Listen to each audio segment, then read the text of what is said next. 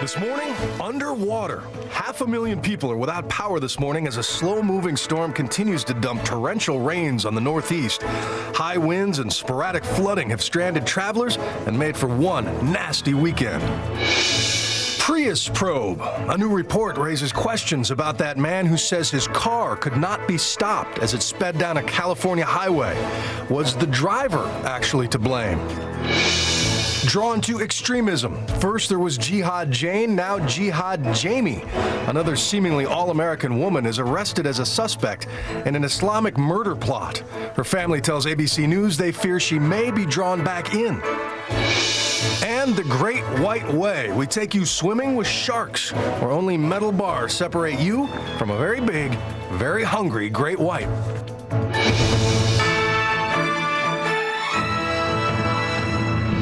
From ABC News, this is Good Morning America, live from Times Square in New York. Okay, Rachel Martin, our thanks to you on that. And let's turn now to new concerns about homegrown terrorists. 2 American women have been tied to an alleged plot to kill a Swedish cartoonist who poked fun at the Prophet Muhammad. One of them has now been released from custody, but the other is still behind bars. And ABC's John Hendren joins us from Washington with the latest details. Good morning, John.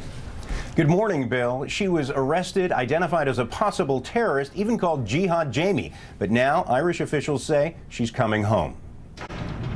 Jamie Paulin Ramirez is free to go. I would tell her, Jamie, I love you.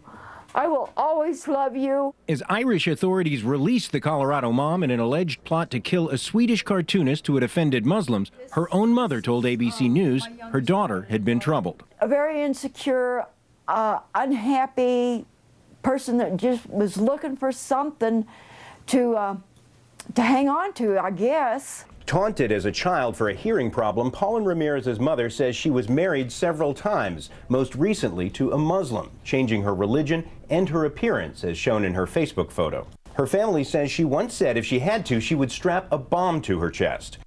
I would like to believe that she's not capable of it, but right now, I don't know who and what she is anymore. She leaves behind 3 others still suspected in the plot. Among them, Pennsylvanian Colleen LaRose, who allegedly recruited terrorists online using the name Jihad Jane. Individuals like this Jihad Jane, a blonde-haired woman from the United States, U.S. citizen, defy our stereotype of what a terrorist is. Authorities say LaRose was alienated and had attempted suicide. That made her an ideal convert for violent extremists. If there were ever people who consider themselves powerless, it's women who've been through several marriages, women who've been on the fringes of society. They want power. A power authorities suspect led to Europe and a plan for murder.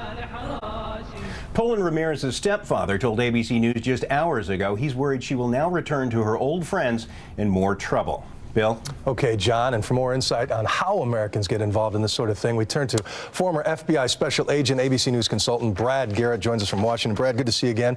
Thanks for being with us. Have you ever seen anything like this? Are these women a complete anomaly, or is this a whole new profile? I'm not sure it's a whole new profile, Bill, but women fit a particular category because there are so many of them, as your previous story described, that are sort of out there living on the periphery, maybe get married too early, and they don't really have a purpose or focus in life. And as a result, hooking into the internet, which some people believe is kind of like their home away from home, they literally get sort of sucked into a new belief and a new idea. And the real key is the internet pulls them in and they feel like they belong to something, that they have a purpose and a focus. You know, you were here just last week and we were talking about the Pentagon shooter and the IRS kamikaze attack there, and whether it's left-wing or right-wing extremists, domestic, or now jihadism, the internet, as you say, is always the thread. So what does the FBI do? Can they, should they be monitoring all those sites? Bill, it's a combination of things. Obviously, they're going to monitor particular sites, but the key is intelligence. People giving them information about particular individuals, that have voiced these sort of thoughts and feelings and figure out what websites they might be on. But, you know, I look upon this kind of like crime from the standpoint that, and I think this is what happened, they caught Jihad Jane. She talked and was able to go after other people involved in the plot, just like you do with any other type of illegal behavior. Okay, Brad Garrett, as always, we appreciate your insight. Have a great morning.